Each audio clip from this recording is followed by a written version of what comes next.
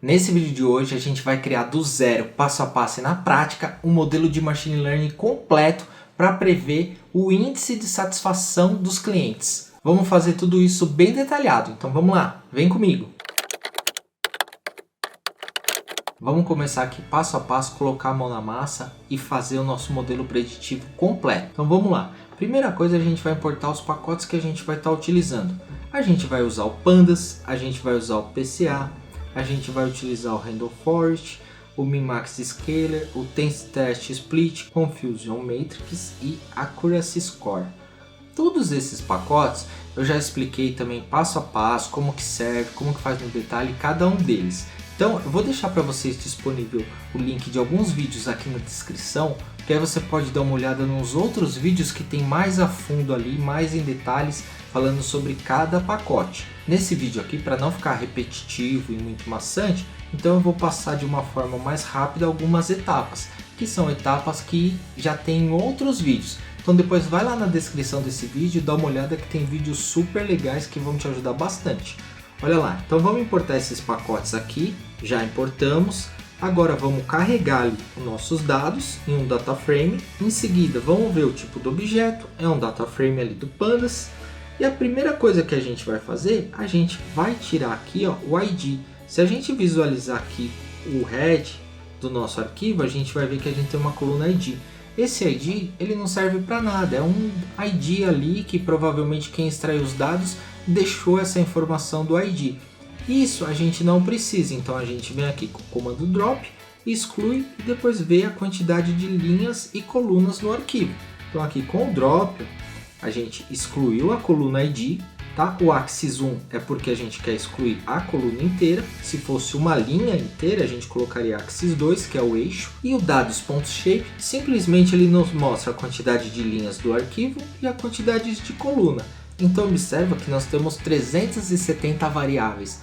É muita coisa, demoraria muito para treinar esse modelo preditivo.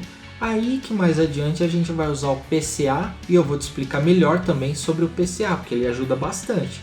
Olha só, aqui a gente vai ver de novo agora que a gente não tem mais a coluna ID. Beleza, a gente só tem as variáveis. Ah, o que significa cada variável dessa?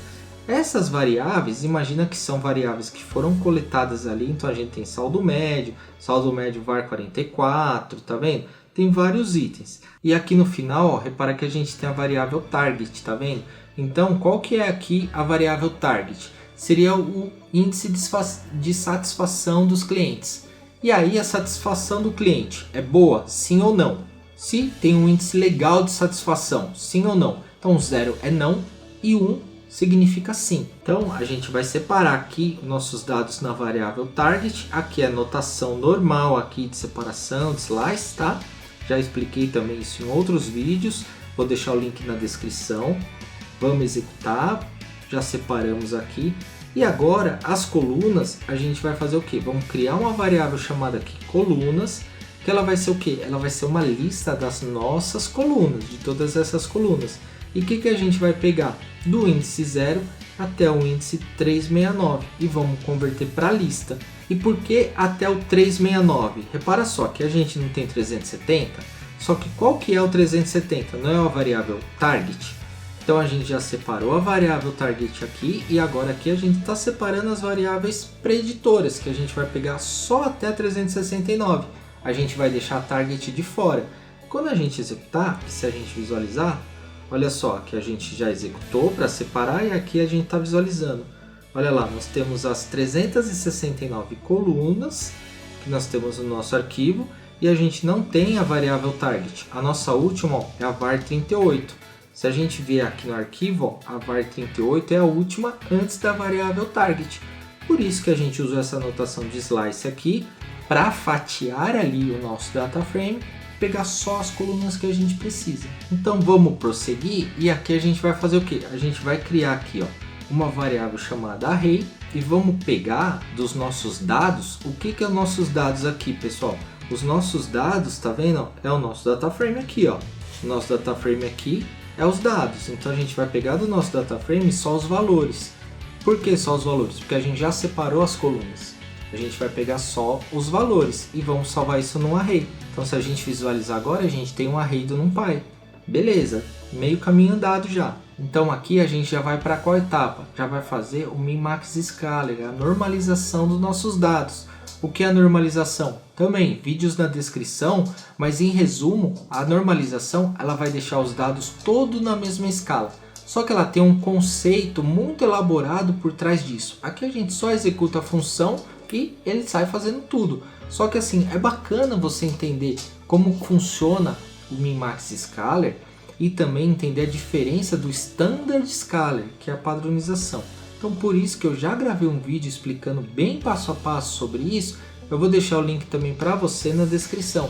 Pode observar que esse modelo preditivo aqui, eu não fiz toda aquela parte de análise exploratória, tratamento de dados, porque eu já tinha deixado o arquivo já preparado com tudo isso. Eu já fiz um trabalho antes e estou gravando aqui para vocês só para vocês verem o modelo em si, porque todo esse trabalho de análise exploratória, tratamento de dados, valores missing, outliers, eu já fiz em diversos outros vídeos passo a passo. Então para não ficar muito maçante toda vez repetindo as coisas, então eu estou trazendo para vocês algo mais resumido para ficar mais prático também para vocês. Só que se você ainda não viu os outros vídeos, dá uma olhada depois porque é bem legal também. Então vamos lá, aqui a gente normaliza os dados, ok? Aqui a gente tem os dados normalizados. A gente só está passando aqui, ó, criando um data frame desses nossos dados aqui reescalados, normalizados, para esse outro data frame aqui, dados normalizados. Se a gente ver o shape dele agora, olha lá, continua com a mesma quantidade de linhas e de colunas. E agora a gente vai entrar na parte do PCA. O que é o PCA? É o principal componente análises. No caso, o PCA ele faz uma redução de dimensionalidade. O que seria isso? A dimensão do nosso data frame está muito grande, ela não tem 370 colunas. A gente quer reduzir isso. Então, por exemplo, a gente quer reduzir nesse exemplo aqui para 30 colunas, 30 componentes. O PCA já é uma função própria ali do Scikit-Learn, que ele vai fazer um agrupamento das colunas dos valores mais semelhantes para diminuir essa quantidade de coluna. Dessa forma, quando for fazer o treinamento do modelo, isso vai ficar muito mais rápido ali e exigir menos processamento da máquina. Porque nesse caso aqui a gente tem uma quantidade pequena de dados. A gente tem 70 mil registros, mas você às vezes pode trabalhar com data frames e datasets que tenha 1000 colunas, 1000 variáveis e 1 bilhão de registros. Então, essa técnica de PCA, de você fazer essa redução da dimensionalidade, isso ajuda bastante. Por quê? Porque essa função do PCA, que é o do principal componente análises, o Scikit-Learn já tem toda uma inteligência que ele faz essa redução e você não vai perder informações, você só vai compactá-las. Então isso é muito bacana, que ajuda bastante ali a gente diminuir a nossa dimensão ali dos nossos dados e fazer o mesmo tipo de trabalho do que se fosse fazer com todas as colunas, sem reduzir isso. E eu vou mostrar para vocês aqui como ficam os dados depois. Observa que aqui, ó, quando a gente tinha colocado os dados aqui num array, tá vendo? Aqui a gente pôs num array. Se a gente pegasse aqui o nosso array e colocasse a informação assim, a gente teria todas essas informações, tá vendo? E aqui, depois do PCA, eu vou mostrar para vocês de novo, para vocês verem como essas informações vão ficar. E antes da gente prosseguir, caso você não seja inscrito, se inscreve aqui no canal, porque toda segunda, quarta e sexta eu trago os vídeos novos, sempre com conteúdo bem detalhado, passo a passo, na prática, e ainda disponibilizo todo esse código-fonte. Creio que isso vai te ajudar bastante, então vale a pena, se inscreve aqui. E bora voltar aqui e vamos continuar. Então olha lá, aqui a gente vai simplesmente criar um objeto aqui chamado PCA e vamos colocar igual o que? PCA. Esse PCA é o que nós importamos lá no início do Jupyter Notebook, onde a gente importou os pacotes. E aqui a gente passa o parâmetro que é nComponents igual a 30. Significa o que? Das 370 variáveis, a gente vai ter 30. Então olha lá, se a gente vier aqui, ó, então nós vamos executar aqui e a gente só está criando o objeto. E aí, para transformar efetivamente, a gente tem que colocar o que? Os nossos dados, que é o nosso data frame. Aí a gente vai colocar o que? Igual PCA ponto, e vamos ao método FitTransform. Que esse FitTransform é o método que vai converter o que? Vai converter tudo isso aqui para 30 componentes.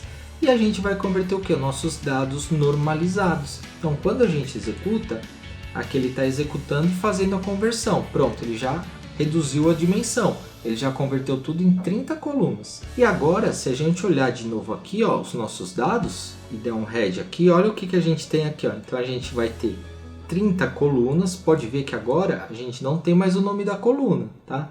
A gente tem aqui as 30 colunas ali que a gente pediu para fazer, 30 componentes. Viu só? Então o PCA, o resultado do PCA fica assim. Aqui a gente vai ter de 0 a 29, que são 30 colunas. E aqui nós temos o que? Os dados todos normalizados. Viu só? Então de 370 a gente reduziu isso para 30 colunas e os dados estão todos normalizados. O que significa isso? Pode ver, todos os dados do nosso arquivo, aqui eu vou até abrir um pouco mais o head, vou colocar 10 linhas para vocês verem. Todos os dados do nosso arquivo eles têm a mesma escala. Tá vendo? Isso que o Minmax Scaler fez, foi deixar todos na mesma escala. Pode ver, todos, ó, é 0 ponto e a quantidade de casas decimais. O valor que nós tínhamos na variável não muda, tá? Só mudou a escala. Mas depois que você ver aquele vídeo que eu te indiquei de normalização e padronização de dados, você vai entender isso daqui de uma vez por todas e você vai ver que vai ficar muito fácil depois de prosseguir com esse tipo de trabalho, seja normalização ou padronização. E aí, ó, o próximo passo a gente vai fazer o quê? A gente agora vai juntar. A gente não tinha separado a variável alvo das variáveis preditoras, né? A gente separou a variável target e separou as variáveis preditoras. Agora a gente junta tudo. Então olha lá, vamos lá e juntamos e executando tudo. Então a gente tem todas as colunas lá, tá vendo as 31 colunas? Por que 31? Porque a gente incluiu a variável target. Ah, e por que a variável target a gente não normalizou? Ou seja, a gente não normalizou porque variável target a gente não normaliza, não padroniza, deixa ela do jeito que tá, ou é 0 ou é 1. O que a gente precisa normalizar ou padronizar são as variáveis preditoras. Então por isso que a gente fez a separação. A gente separou, normalizou as preditoras e agora a gente juntou de novo.